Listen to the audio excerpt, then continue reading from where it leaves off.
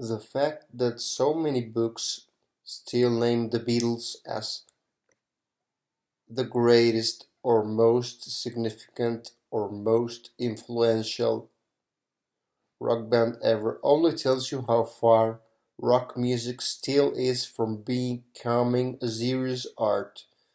Jazz critics have long recognized that the greatest jazz musicians of all times are Duke Ellington and John Coltrane, who were not the most famous or richest or bestsellers of their times, let alone of all times.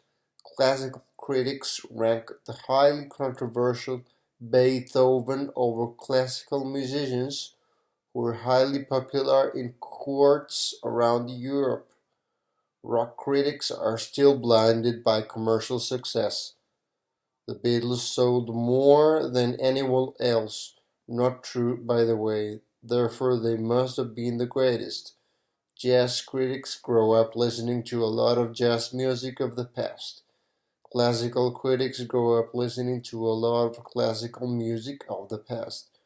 Rock critics are often totally ignorant of the rock music of the past. They barely know the best sellers. No wonder they will think that the Beatles did anything worthy of being saved. In a sense, the Beatles are emblematic of the status of rock criticism as a whole. Too much attention paid to commercial phenomena, and too little to the merits of real musicians. If somebody composes the most divine music but no major label picks him up and sells him around the world, a lot of rock critics will ignore him. If a major label picks up a musician who is as stereotyped as can be but launches her or him worldwide, your average critic will waste rivers of ink on her or him. This is the sad status of rock criticism. Rock critics are basically publicists working for major labels, distributors, and record stores. They simply highlight what product the music business wants to make money from.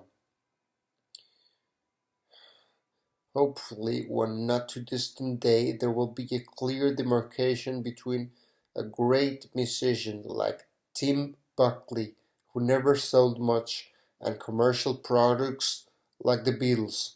At such a time, rock critics will study their rock history and understand which artists accomplished which musical feat and which simply exploited it commercially.